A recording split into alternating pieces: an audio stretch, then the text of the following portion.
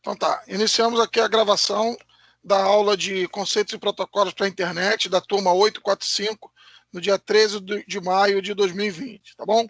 Então hoje a gente começa falando aí do tema 10, que provavelmente a gente não vai conseguir fechar hoje, dentro do meu planejamento aqui, a gente só deve fechar no iníciozinho da aula que vem. A gente começa falando de endereçamento lógico, né, do funcionamento da camada de rede, a última camada aí da arquitetura TCP/IP que a gente tem que falar. Falamos na semana passada de camada de aplicação e camada de transporte. Hoje a gente fecha com camada de rede, explicando com mais detalhes como é que o endereçamento de rede funciona, que é o nosso famoso endereço IP. Tá legal? Então vou compartilhar minha tela aqui para a gente poder ver os nossos slides e começar aí.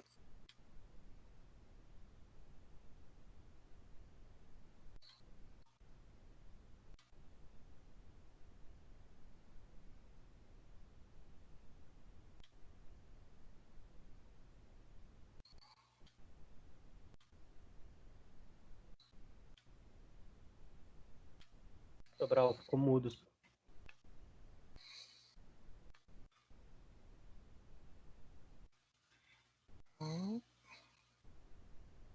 Espera aí, só um minuto.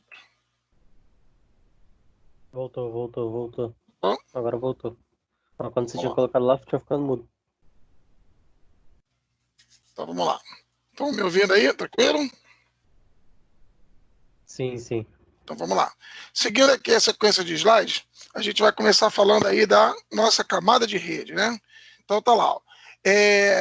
Dentro daquela arquitetura que nós mostramos para vocês, no modelo OSI, nós temos lá uma quantidade de camada de 7 camadas, né? Só que essas 3 camadas daqui de cima, elas foram reunidas numa única camada de aplicação. A gente tem essa camada aqui no meio do caminho chamada de transporte e a camada de rede, que dentro da arquitetura TCP/IP, ela é chamada de camada de interrede. Da onde vem esse nome interrede? É a camada responsável por fazer a interligação de várias redes, que é justamente o conceito da nossa internet, que é interconexão network, né? Que seria a interconexão aí de várias redes, que é justamente o trabalho que ela faz. E o trabalho principal para essa interconexão acontece justamente aí nessa camada de rede ou na camada de internet. Então aqui, ó, ele, como objetivo principal, ele tem aqui endereçar os dispositivos finais. Então as estações de trabalho, elas vão receber endereços como esses que estão aqui, ó, 192, 168, 3211. Nós vamos entender hoje o que significa essa sequência numérica. Ela faz o processo de encapsulamento, encapsulando o que vem da camada de transporte ou desencapsulando alguma coisa que vem da camada de acesso ao meio ou enlace de dados, que é essa que está aqui embaixo. Nessa camada de rede também a gente tem a funcionalidade de roteamento, que é justamente o quê? O processo de escolha do melhor caminho. Então ele se baseia nesse endereço que está aqui em cima, para que tem gente querendo entrar. Se baseia nesse endereço que está aqui em cima dessa imagem, né? Esse 192.168.32 e 192.168.36, para fazer o quê? O encaminhamento desses dados dentro dessa rede. Tá? Então, isso passa a ser uma referência para encaminhamento de dados, ok? Então, vamos lá. Dentro da camada de rede, a gente tem, para que isso possa funcionar, eu tenho 2 tipos de endereços. É um endereço que a gente chama de endereço IP, que ele tem uma variação, né? O IPv4 e o IPv6. O IPv4 é justamente o quê? É um protocolo de internet na sua versão 4. E o IPv6 é um protocolo de internet na sua versão 6. A gente vai entender agora por que a gente tem esses 2 tipos, essas 2 versões, na verdade, esses 2 tipos de endereço IP hoje funcionando nas nossas redes. Tá ok? Então vamos lá. O que acontece? O endereço IPv4, ele suporta até 4 bilhões de endereços de rede. O que aconteceu no início, tá? Só para a gente poder entender como é que foi a evolução disso. O endereço IPv4, quando ele surgiu, não se imaginava que nós teríamos a quantidade de estações que a gente tem hoje funcionando na nossa rede. Imaginava que isso aí seria da seguinte forma: a gente tem 4 bilhões, se a gente gastar 1 milhão é muito. Então a gente pode pegar esses endereços e oferecer de uma forma assim bem tranquila, bem à vontade. Então, vou dar um exemplo para vocês. A UFRJ, que antigamente era conhecida como Universidade do Brasil, ela foi a primeira instituição de ensino aqui no Brasil a receber um endereço IP lá de fora. Então, foi dado para a UFRJ, naquela época, né, a Universidade do Brasil, um endereço de classe B, que a gente vai entender daqui a pouco o que significa, que suportava até 2 milhões de endereços. Olha, 2 milhões de endereços. Quantas estações hoje a gente tem dentro da UFRJ? Provavelmente a gente não tem nem 1.000 estações lá dentro rodando. Mas foi dada uma faixa de endereço naquela época com uma quantidade de endereços assim muito grande. O que acabou acontecendo? Era um desperdício de endereço que o pessoal fazia. E isso foi crescendo, crescendo, crescendo. Hoje a gente chegou no momento da rede que esses 4 bilhões de endereços já não atendem mais. Mesmo a gente fazendo as divisões, mesmo a gente alugando endereços, não atende. A gente tem uma quantidade muito maior de usuários do que esses 4 milhões. Aí o que acaba acontecendo? Falta endereço IP. Para que a gente pudesse superar, né, essa necessidade, começou a surgir alguns recursos como o NAT, que a gente vai explicar um pouquinho mais na frente, que é um sistema de translação de endereço, mas que também ainda não resolveu todos os problemas. Então, nós evoluímos para o endereço IPv6. O endereço IPv6 já é um endereço que comporta uma quantidade um pouquinho maior, que são 341 decilhões de endereços dentro do IPv6. Se a gente olhar aqui nesse número aqui de baixo, a gente vai ver a quantidade de zeros que isso representa comparado ao IPv4 que está aqui do lado. Então, qual é a ideia hoje? A gente começar a migrar para IPv6 para que a gente tenha uma quantidade de endereços suficiente para atender essa quantidade de usuários que a gente tem hoje. Só que, se a gente fizer o uso disso aqui, como foi feito o uso do IPv4 no passado, de forma assim, bem à vontade, dando endereço para todo mundo, vai chegar um ponto que isso aqui pode estourar também. Aí vocês vão falar assim, pô, Sobral, não é possível. Essa quantidade, será que a gente vai ter essa quantidade de dispositivos conectados na internet? Provavelmente sim, dependendo do avanço da internet das coisas. Lembra que a gente falou lá no iniciozinho da matéria, hoje, da possibilidade de a gente conectar nessa rede uma série de dispositivos, como celulares, tablets, notebooks, televisões, outros dispositivos dentro da nossa residência que a gente pode estar conectando. Então você começa a imaginar vários dispositivos numa mesma localidade conectados à internet.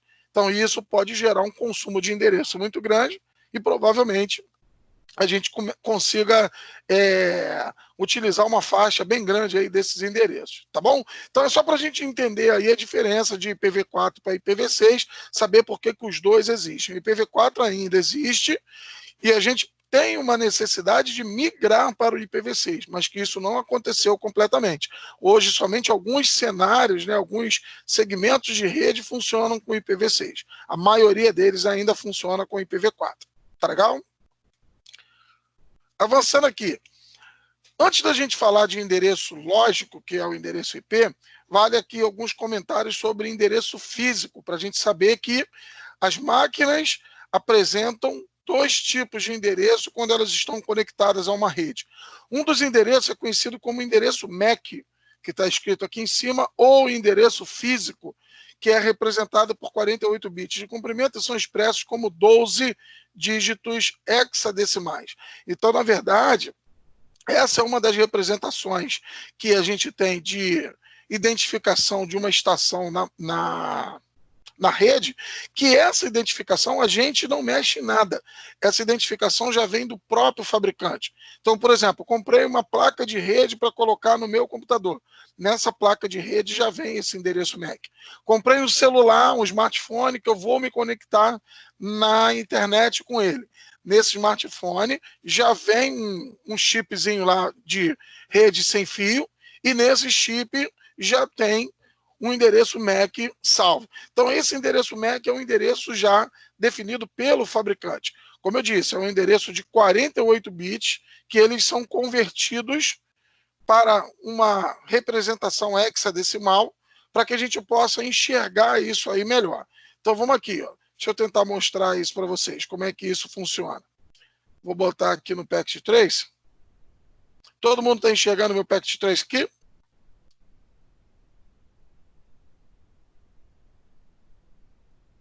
Sim? Eu tô vendo daqui, Sobral. Beleza, então vamos lá. Olha aqui, ó. Eu tenho aqui uma máquina, tá legal? Coloquei uma máquina aqui.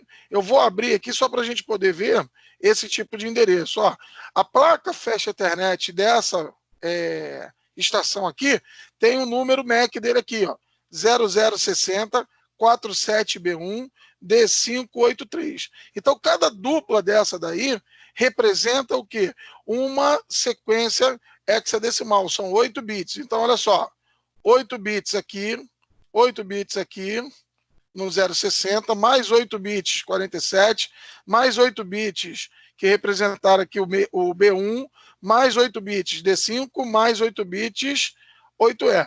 Essa conversão nós vimos lá na matéria de arquitetura de rede de computadores, provavelmente com o professor Mário Monteiro. Então, a gente converte cada sequência de 8 bits para uma dupla de hexadecimal, uma dupla de caracteres em hexadecimal. Tá legal? Uma característica importante que a gente tem desse endereço, vamos voltar lá no nosso slide, é o seguinte, ó. Os 24 primeiros bits, que seriam os 6 primeiros bits hexadecimais, isso aqui indica quem é a organização, né? É o que a gente utiliza para identificar o fabricante do determinado dispositivo. Então, se vocês pegarem qualquer um do dispositivo de vocês aí, e nesse dispositivo vocês identificarem o endereço MAC, saiba que os 6 primeiros dígitos do endereço MAC, se você colocar em algum site que busca isso para você, vai te dizer qual é o fabricante. Então, vamos pegar um exemplo aqui. Ó. O exemplo está aqui. Ó. Por exemplo, que a gente botou lá daquela estaçãozinha lá da Cisco. Deixa eu botar lá no cenário para vocês poderem ver. Olha aqui. Ó. Então, pegamos aqui a placa Fast Ethernet dessa estação. Então, tem lá o endereço. Ó, os 6 primeiros dígitos que são ó, 006047. Se eu jogar isso num sitezinho aqui para ver o UOL-I, deixa eu mostrar aqui para vocês. Ó. Vou botar aqui num site para a gente ver isso. Ó. Esse aqui, ó, o endereço MAC, para a gente poder enxergar o endereço UOL-I dele. Vou colocar lá, ó, 006047. Foi isso que a gente viu? Ó, vamos ver aqui de novo.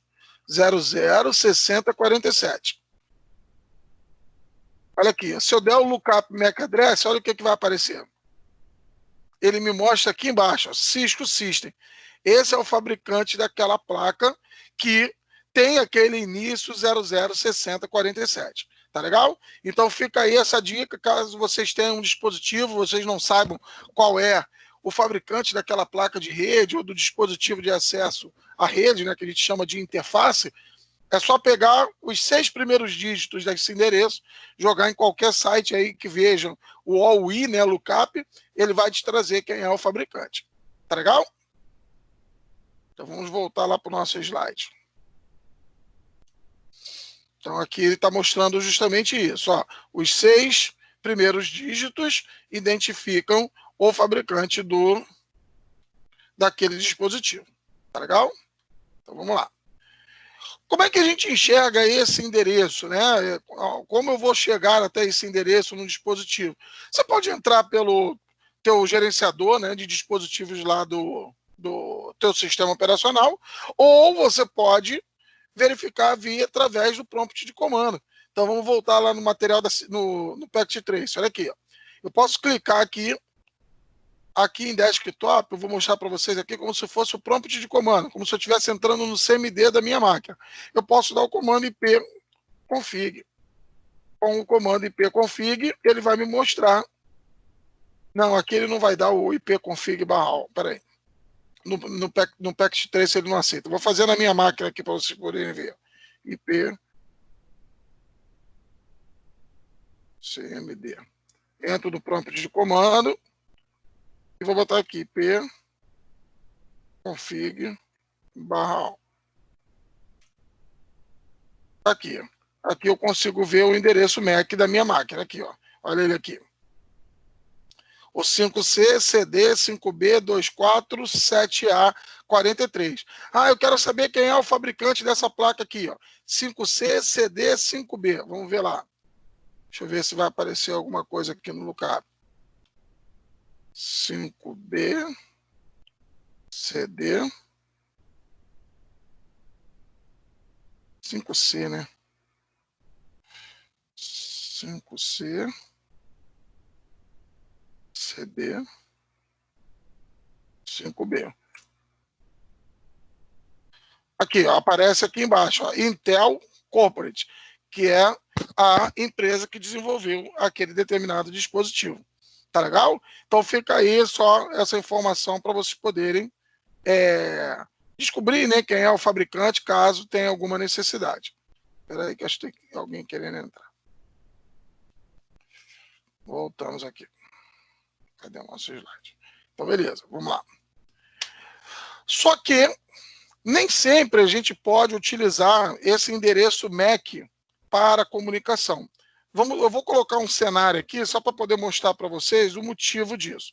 Então, vamos lá. Deixa eu colocar aqui o cenário para a gente poder mostrar. Então, vamos lá. O que acontece? Vamos olhar aqui o seguinte cenário. Espera aí que acho que tem gente querendo entrar. Tem aqui o Vinícius. Então tá aqui, meu cenário de rede, tá legal? Vamos fazer uma apresentação em cima disso aqui para ver se a gente consegue entender por que a gente teve que evoluir, mesmo tendo o endereço MAC, por que a gente teve que evoluir para o endereço lógico. Então aqui, ó, eu tenho aqui uma rede, por exemplo, tá? Uma rede aqui de 1000 estações, uma rede bem grande, 1000 estações. E aqui estão os endereços MAC dela. Eu botei de forma resumida, mas aqui tá, ó, o AAA, o BBB. Esses são os endereços dessas máquinas. Aqui nessa outra rede com mais 1000 estações, a gente tem o CCC e o DDD. Aqui a gente tem o EE, o FFF, aqui eu tenho o ABAB, aqui eu tenho o ACAC. Então, em cada uma dessas redes aqui eu tenho o quê? 1000 estações. Para que esse dispositivo aqui possa funcionar, que é o nosso famoso roteador, que trabalha na camada de rede, caso não existisse o endereço IP, o que ele precisaria fazer aqui para ele poder funcionar? Ele aqui dentro desse roteador, ele teria que ter uma tabela com esses 4000 endereços, identificando onde cada um desses endereços estariam, né? Então, vamos pensar lá no caso do switch. Quando a gente falou do switch, a gente não falou que ele monta uma tabela e indicando na tabela, em cada porta, qual a máquina que está ligada. Você imagina que nesse roteador, só para essa porta daqui ele teria 1000 endereços. Para essa porta daqui ele teria mais 1000 endereços. Para essa porta daqui mais 1000 endereços. Para essa porta daqui mais 1000 endereços. Um roteador de dentro da minha empresa, só ele teria 4000 endereços para ele fazer uma busca na hora de fazer o encaminhamento de dados. Então veja que o trabalho desse roteador ficaria muito difícil de ser executado, por maior que fosse a sua capacidade de roteamento. Tá? Imagina o seguinte, vamos colocar esse roteador agora ligado na internet. Quantas máquinas vocês imaginam que a gente tem ligado na internet? São bilhões de máquinas, né? Tanto que a gente já estourou o endereço IPv4, né? Que eram 4 bilhões. É muito mais do que isso. Imagina um roteador desse daqui, ó, com essa quantidade de endereços, para ele olhar, para ele analisar, toda vez que ele tivesse que encaminhar um pacote. Seria completamente inviável.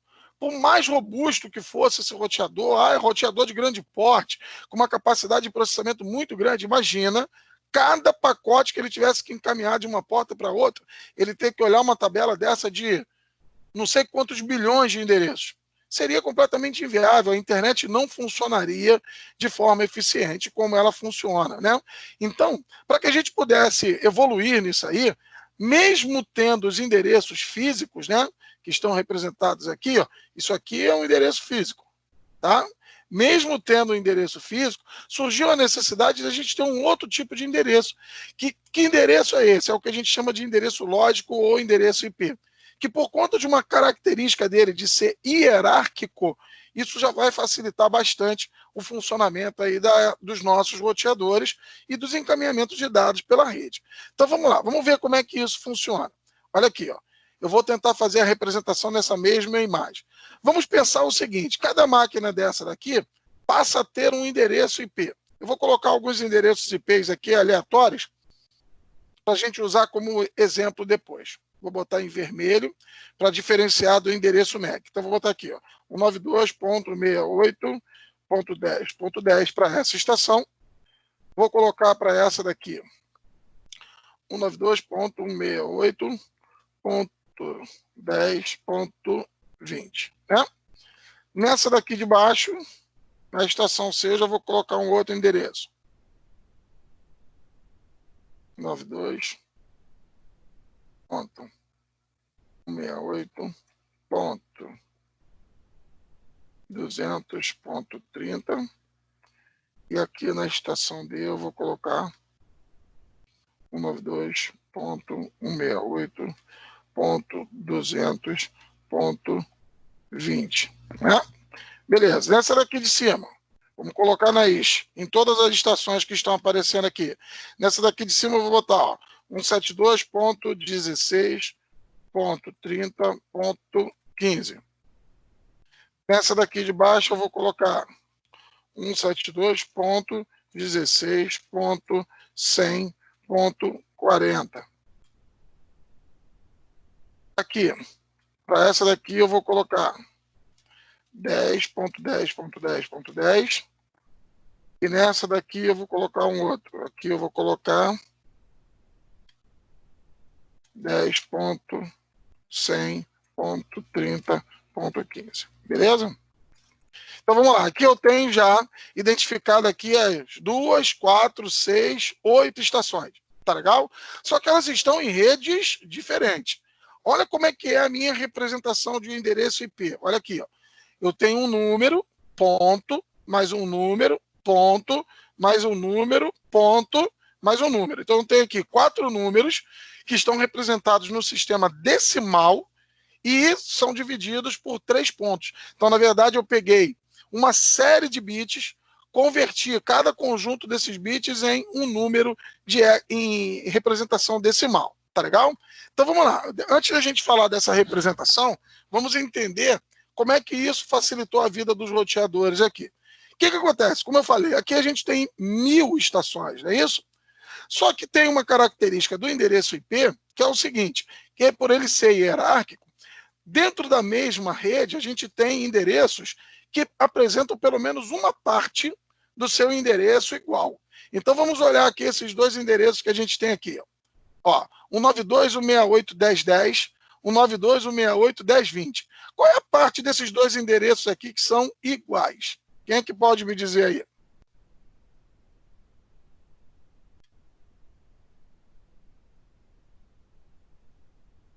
Voltei aqui para a imagem. Qual é a parte desses 2 endereços aí que são iguais? –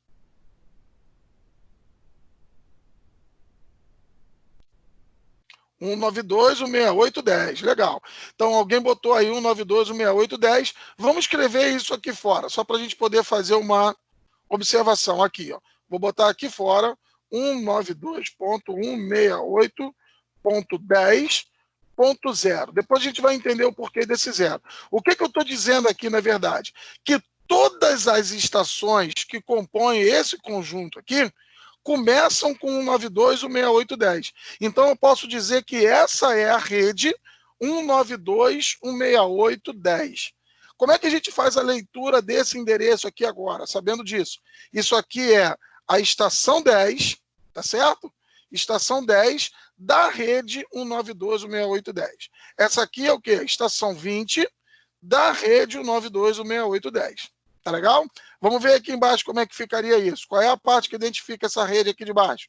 Quem é que pode colocar aí para mim?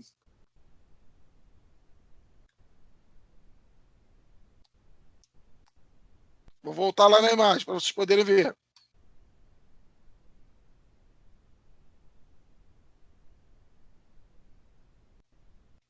Só 192? Não, tem mais coisas aí que são iguais. Ah, não, peraí, eu que demole aqui, faltou 168 aqui, ó. Eu que esqueci de digitar 168, peraí. Deixa eu... Isso aqui foi falha minha. Deixa eu só... É porque não dá para editar. Eita. Deixa eu fazer outro aqui. 192.168.200.30. Vamos lá, agora repetindo. Qual é a parte aí que é comum a eles? Eu já vi aí que vocês estão atentos, que colocaram só 192, então já vou botar aqui, ó, 192.168.200.0. O que significa isso? Ó? Essa estação daqui é a estação 30 da rede 192.168.200. Essa daqui é a estação 20 da rede 192.168.200. Vamos fazer essa daqui de cima agora. Quem é que pode botar aí para mim qual é a parte igual?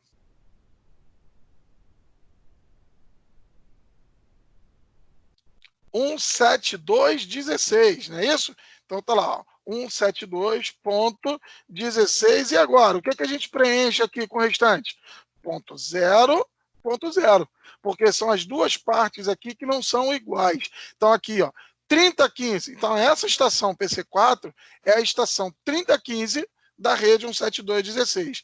Essa daqui de baixo, ó, PC5, é a estação 140 da rede 172.16, ok? Vamos para essa daqui de baixo, para a gente fechar. Como é que ficaria a identificação dessa? Alguém pode botar aí? Perfeito, ó, 10.0.0.0. Então, eu só tenho a primeira parte que identifica. Então, tá lá, ó, essa estação daqui, ó, a estação PC7 é a 100.30.15 da rede 10.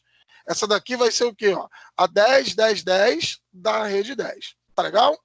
Então, olha o que aconteceu aqui, na verdade. Agora a gente tem um identificador para toda essa rede. Então, olha, essa rede aqui de 1.000 estações tem um identificador único para ela. Essa rede aqui de mais 1.000 estações tem um outro identificador. Essa rede aqui tem um outro identificador. Essa rede tem um outro identificador. Qual é o ganho que a gente tem com isso aí? Agora, aqui na minha tabela, né, do roteador, eu não preciso mais ter esses 4.000 endereços. Quantos endereços eu vou ter nessa tabela aqui agora? Somente 4 endereços lógicos. Olha como é que diminuiu a nossa tabela.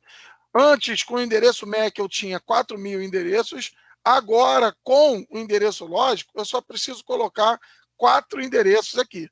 Toda vez que eu quiser acessar qualquer estação que comece com 92.168.10, eu sei que eu tenho que encaminhar para cá.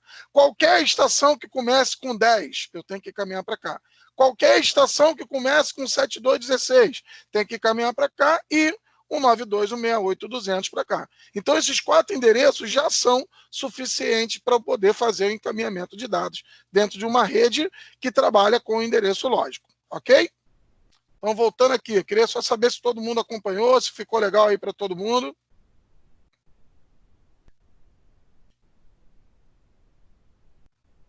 Sim? Beleza? Todo mundo entendeu? Então, vamos lá. Seguindo. Vamos voltar lá no nosso slide.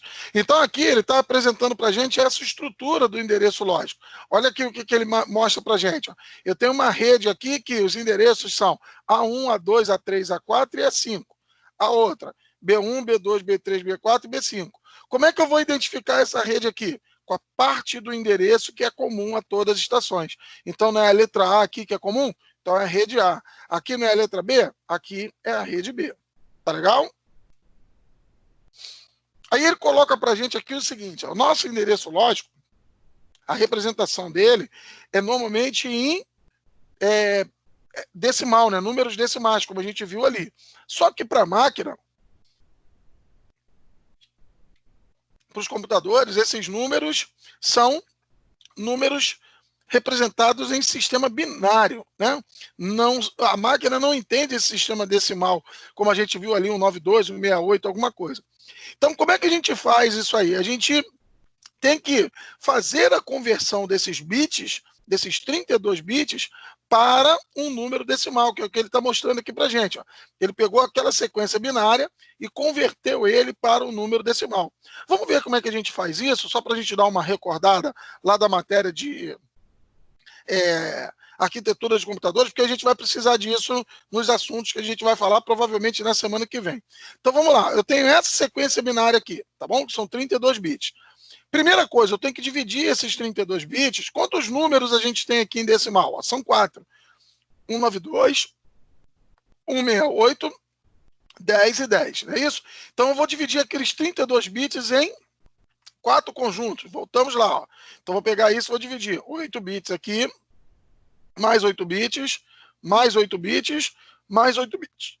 4 vezes 8, 32. Então vamos lá, cada conjunto desses de 8 bits eu vou converter para um número decimal. Como é que a gente faz essa conversão? Eu botei aqui numa planilhazinha do Excel, só para a gente poder ver isso. Então, quando eu faço isso, uma sequência aqui de 8 bits, para eu poder fazer a conversão desses endereços, por exemplo, eu quero chegar a esse endereço aqui, 192, 168, 10. Como é que eu chego ao valor de 192? É fácil, é só a gente fazer um vetorzinho aqui de valores posicionais, de 1 até 128. Pô, Sobral, vou ter que decorar esses números? Não. Tem uma forma da gente fazer isso mais fácil. Ó. Eu começo sempre pelo número 1. Mais à direita, e depois vou preenchendo cada casa dessa aqui com o dobro do anterior. 1, qual é o dobro de 1? 2, qual é o dobro de 2? 4, dobro de 4, 8, dobro de 8, 16, 32, 64, 128. Ah, mas como é que eu vou saber que vai parar em 128? São 8 bits, então eu tenho que ter 8 casinhas dessa daqui. Tá legal? Então vamos lá. Somando todos esses números que estão aqui em cima, a gente chega a o valor 255. Que seria o quê? O número máximo que eu posso representar em um endereço IP. Então, em um endereço IP, como esse que a gente está falando aqui, eu não posso ter em nenhuma representação dessa, nenhum número maior do que 255. Porque com 8 bits, eu só consigo representar até 255, que seria um total de 256 valores possíveis.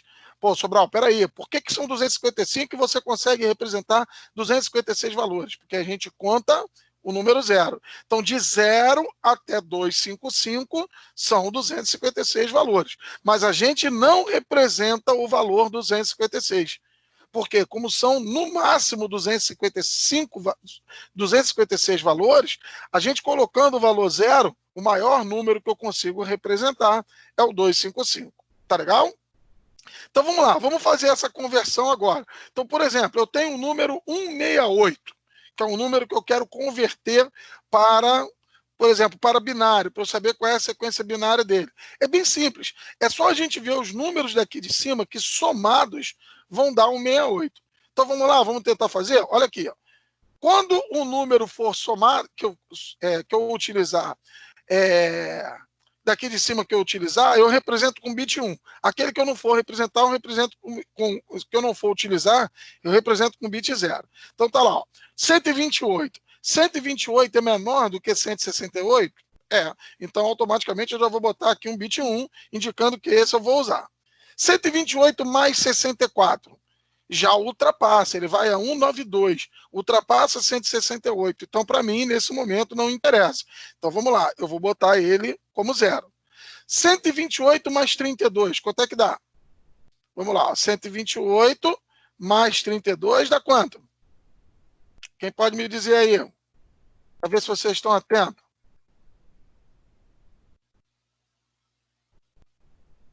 128 mais 32... 100 e... Vamos, pessoal. Acorda aí. 160. Obrigado, Cid. Então tá aqui, ó. Vamos chegar a 160. Já chegou a 168? Não. Então a gente bota o bit 1 aqui também.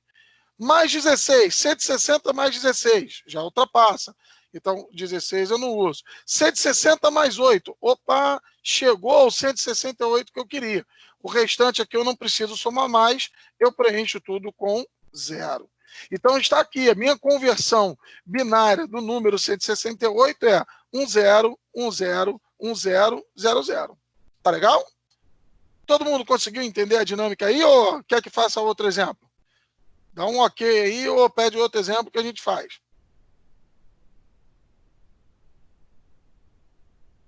Outro, então vamos lá, Rafael. Olha aqui, ó. Me passa um número qualquer aí de 0 a 255. Só para eu poder fazer 52, beleza, vamos lá, 52.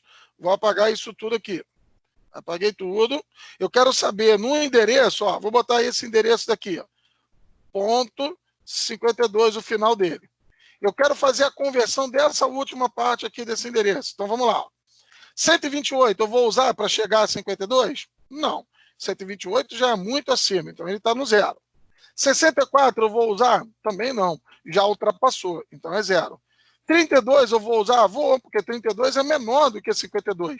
Então eu já boto aqui. Se eu fizer a soma de 32 com 16, quanto é que dá?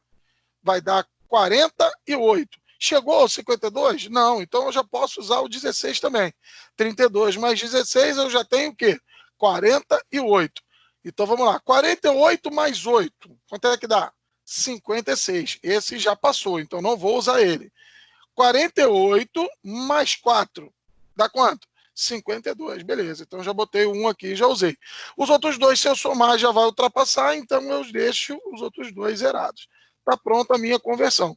A sequência binária referente ao número 52 em decimal é 00110100. Ok?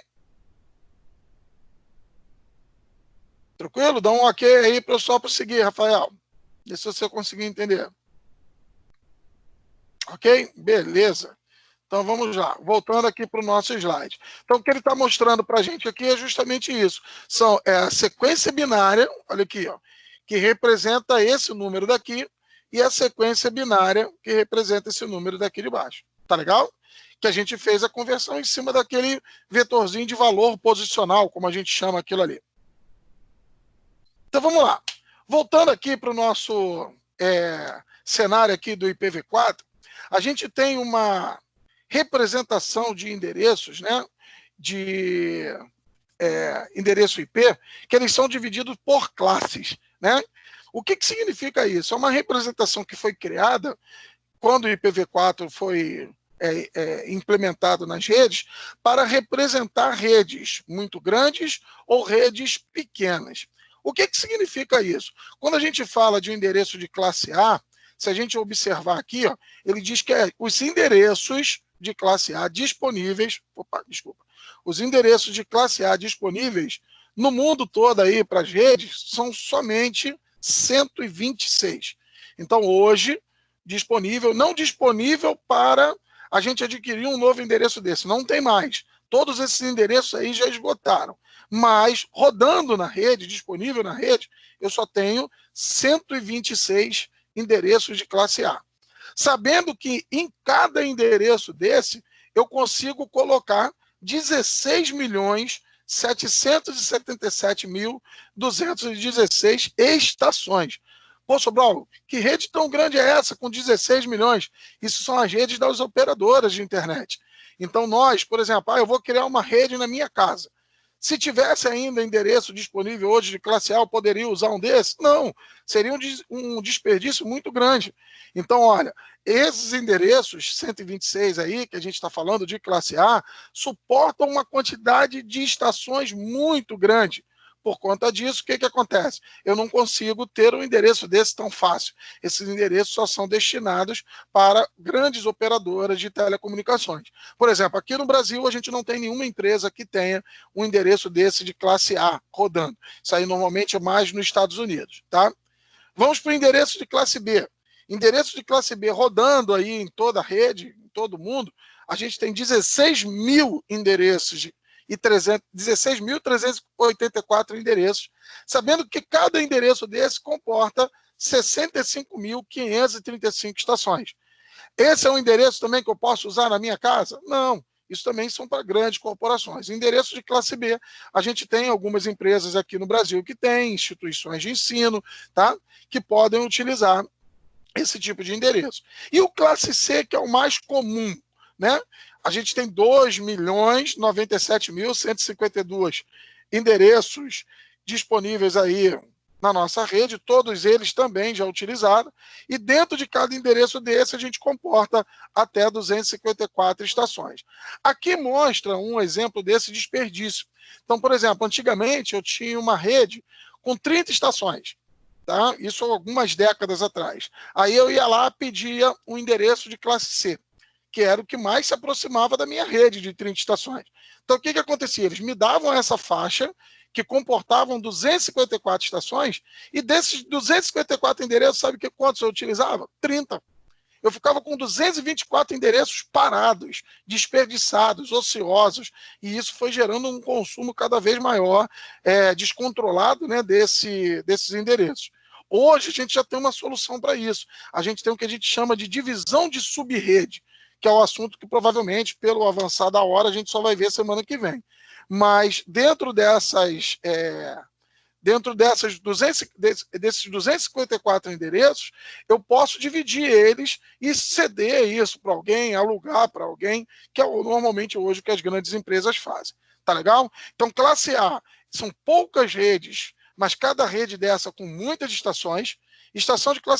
Endereço de classe B é mais equilibrado. É um número mediano aí de redes, 16 mil e alguma coisa, e dentro de cada rede dessa, um número também mediano, 65 mil estações.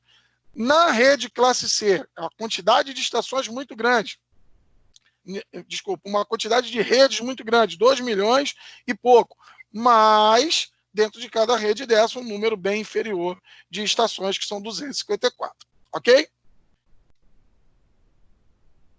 Seguindo aqui, então ele coloca lá, ó, como é que a gente identifica essas classes de endereços? A gente tem lá a identificação dela pelos 8 primeiros bits, né?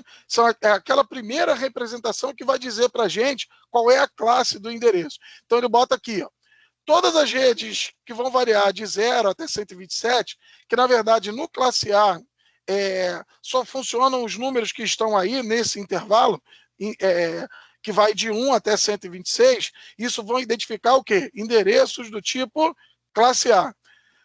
Se for de 128 até 191 é classe B, e se for de 192 a 223 é classe C. A classe D, a gente normalmente não trabalha muito, porque a classe D é uma classe de multicast. É uma funcionalidade bem específica que a gente não vê na nossa matéria, então eu não vou entrar nesse detalhe com vocês. Isso aí é mais para a galera de rede, lá na frente, quando for ver protocolos de roteamento, para ver como é que esses multicast funcionam. Então, para a gente, na nossa matéria de conceito de protocolo para a internet, a gente vai se resumir a essas 3 classes, classe A, classe B e classe C. Porque para eu poder chegar a isso aqui, a gente tinha que avançar muito com a matéria para vocês entenderem uma aplicação para isso. Vamos ver a aplicação disso aqui, ó, naquele cenário que a gente colocou lá. Propositalmente, eu coloquei endereços diferentes aqui. Então, vamos lá. Esse endereço dessa estação aqui, ó, ele seria A, classe B ou classe C? Voltando para a tabela, ó. Olha lá. Endereço que começa com 192, ele é o quê? Classe C. Então, esse daqui, ó, desse cenário aqui seria a classe C, desse cenário aqui seria a classe C, e esse aqui, ó, 17216, vamos ver? 17216 está em que faixa aqui, ó? Na classe B, não é isso? Então, olha, ele é um endereço de classe B. Esse daqui, ó, começa por 10. Ele é um endereço de que classe? Ó? Não está aqui de 1 a 126? Então, ele faz parte de um endereço de classe A. Tá legal? O endereço 127 está dizendo aqui que ele é um endereço reservado. Depois a gente vai entender o porquê disso aqui, tá? Ele é um endereço que a gente chama de loopback. Eu não posso atribuir a nenhuma estação. Então, por isso que a rede classe A, ele só vai de 1 até 126, porque o 0 também não pode ser aplicado a nenhuma estação, tá bom? A nenhuma rede, melhor dizendo. Então, vamos lá. Olha o que ele diz para a gente aqui, ó. Os endereços de classe A, eles apresentam a seguinte estrutura. O primeiro octeto, ou a primeira parte do endereço, que são 8 bits, por isso a gente chama de octeto, identifica a rede, e os outros 3 octetos servem para identificar os hosts, as estações de trabalho. Então vamos lá, vamos ver isso lá naquele cenário. Olha aqui que legal. Ó. Qual é o endereço de classe A aqui, dentro desse cenário? Não foi esse 10 aqui que a gente falou? O 10? Observa aqui o seguinte, ó. O que está identificando a rede que a gente colocou aqui embaixo? Não é só o 10? O restante são números que vão identificar a estação. Como é que a gente fez a leitura disso aqui mesmo? Como é que não sei se vocês lembram. Ó. estação 100, 30, 15 da rede 10. Estação 10, 10, 10 da rede 10. Voltamos lá, ó. 10, 10, 10 da rede 10. Cadê a outra? 135, 15. 135, 15 da rede 10. Então, o classe A apresenta essa estrutura por padrão. O padrão dela é: o primeiro octeto identifica a rede, os outros 3 octetos servem para quê? Para identificar os roxos. Vamos ver a classe B, só para a gente poder ter um parâmetro de comparação. Classe B, olha, os 2 primeiros octetos identificam a rede, os 2 últimos octetos identificam os roxos, as estações. Vamos pegar aqui um classe B, olha aqui que legal. 172, nós não vimos que é classe B? Vamos tirar a diferença lá, ó. 172 está onde? Nessa faixa aqui, ó, de 128 a 191. Então, ele é um classe B, beleza? Então, vamos lá, ó. 172, 16, 30, 15. Como é que a gente leu isso aqui? Isso aqui é a estação 30, 15 da rede 172, 16. Isso aqui é a estação 140 da rede 172, 16. Então, aqui, ó, vamos voltar lá. Ó, 30, 15 da rede 172, 16. Qual foi o outro? 140 da rede 172, 16. Então, o classe B, ele usa os 2 primeiros octetos, são sempre iguais para qualquer rede de classe B, indicando que eles fazem parte da mesma rede. E aqui a gente identifica o quê? Cada uma das estações de forma única.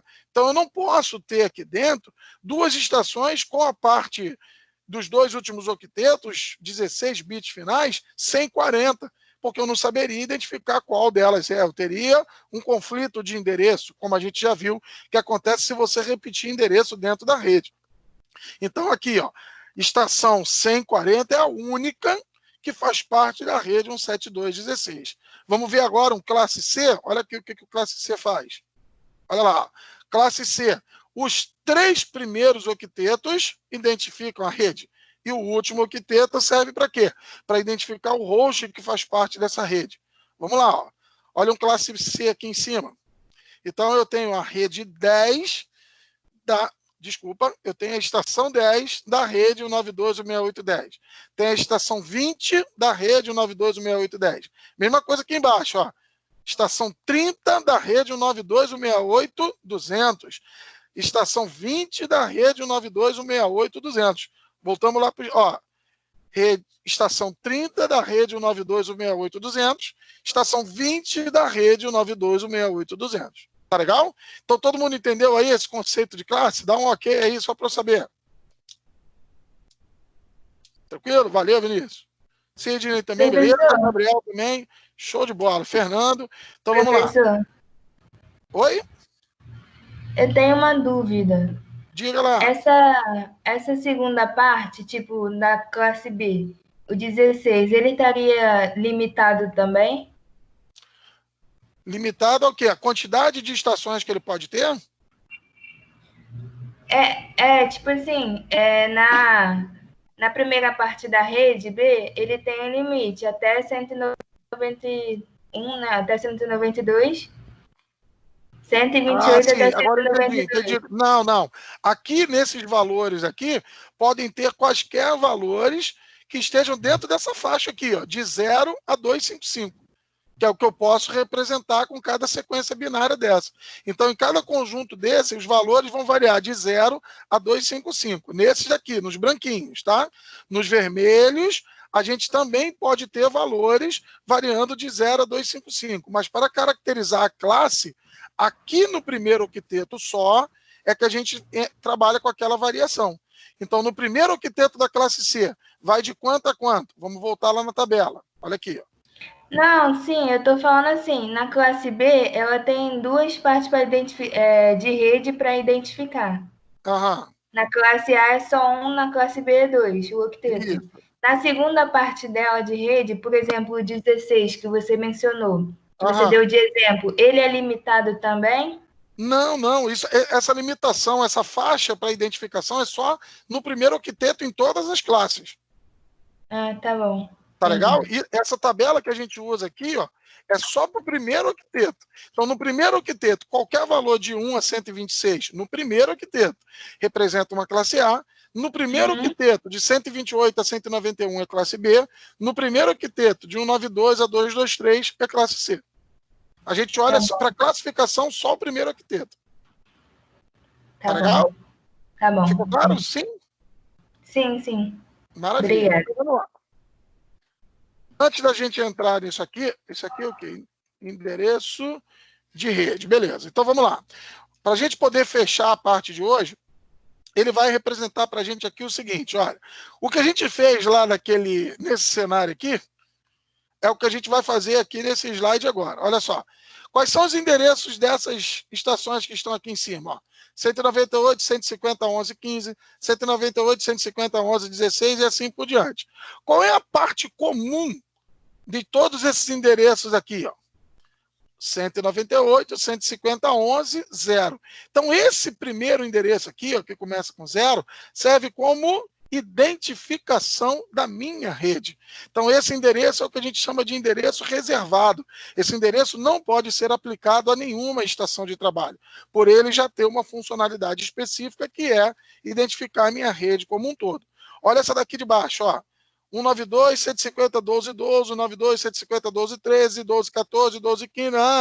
Qual é a parte que identifica toda a rede? Qual é a parte igual? 198, 150, 12, 0. Esse 0 aqui é um dos endereços da faixa, que vai de 0 a 255. Mas esse eu não posso atribuir a nenhuma estação, porque ele é um endereço reservado, ele é um endereço de rede, ele é um endereço que representa a rede como um todo. Como a gente fez aqui, ó. Isso aqui é um endereço de rede dessa rede, esse aqui é o endereço de rede desse segmento de rede, esse aqui é o endereço de rede, por ser um classe B, que identifica toda essa rede, esse aqui é o endereço de rede de classe A, que identifica toda essa rede. Então, o endereço 10.0.0.0 é o endereço de rede dela, e por conta disso ele é reservado. Não pode ser usado para identificar nenhuma das estações dentro de uma rede local. Ficou claro isso aí? Tranquilo? E existe também um outro endereço reservado, que é o endereço que a gente chama de broadcast. O que é esse endereço de broadcast aqui? É o endereço que a gente usa quando a gente quer mandar informação para todas as estações daquele segmento de rede. Ao invés de eu ter que mandar uma por uma, eu mando um com o final 255. Então, a identificação dessa rede aqui não é 198, 150, 11. Então, quando eu quiser mandar alguma coisa para todas as estações, eu boto como endereço de destino o 255. Que aí serve para todas as estações. Então, voltando aqui, ó. Então, aqui dentro, por exemplo, dessa faixa aqui, eu teria quantos valores? Vamos voltar aqui, ó. Vai de 0 a 255, não é isso? Então, eu tenho 256 valores possíveis. Posso usar os 256 valores para identificar as estações? Não. Por quê? Ó? Vamos pegar um exemplo aqui. Na rede 192, 168, 10, olha aqui, ó. Quais são os valores possíveis que a gente falou? Olha aqui, ó. Vai de 0 até 255, não é isso?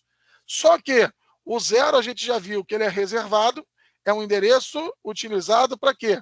Para identificação da rede. Então, da rede. Então, esse eu não posso usar. E o 255 também não posso usar. Ele é o quê? O broadcast da rede. Então, esses dois endereços são o quê? São reservados. Quais são os endereços que eu posso usar? De 1 até 254. Quantos endereços utilizáveis eu tenho, por exemplo, num classe C? 254 endereços. Pô, será que é isso que está lá na nossa tabela? Vamos ver? Olha aqui, ó. Vamos voltar lá naquela tabelinha. Olha aqui, ó.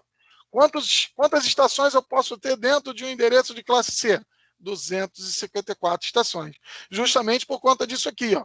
Dos 256 valores possíveis, que eu estou destacando aqui, o primeiro é reservado para identificação, o segundo também é reservado para broadcast. Então, os utilizáveis são estes daqui do meio. Tá legal? A mesma coisa vai acontecer no classe B, a mesma coisa vai acontecer no classe C. Então, aqui, ó, vamos lá. No classe B, como é que ficaria a identificação da rede, a gente está vendo, 172.16.00. Mas aí como é que ficaria o broadcast? Qual seria o último endereço reservado? 172.16.255.255. Esse é o endereço reservado de broadcast. Como é que ficaria o endereço reservado lá de um classe A? Olha, o de identificação de rede é esse, 10.000, primeiro. E o último, qual seria? 10.255.255.255. Todos entre essa faixa, tanto no B quanto no C, podem ser utilizados. Então, veja, a faixa aqui é muito maior, por isso a gente chega àqueles 2 milhões, a faixa aqui é mediana, por isso a gente chega aos 65.535. Tá legal? Então, nós fomos aqui até o slide de endereço de broadcast. Tá ok? Então, nós vamos parar por aqui hoje, que é o slide, deixa eu ver o número, 16. Eu vou pedir para vocês deixarem anotado aí que nós paramos no 16, que já estourou o nosso tempo, e semana que vem a gente volta dando sequência a partir do slide 17. Tá legal?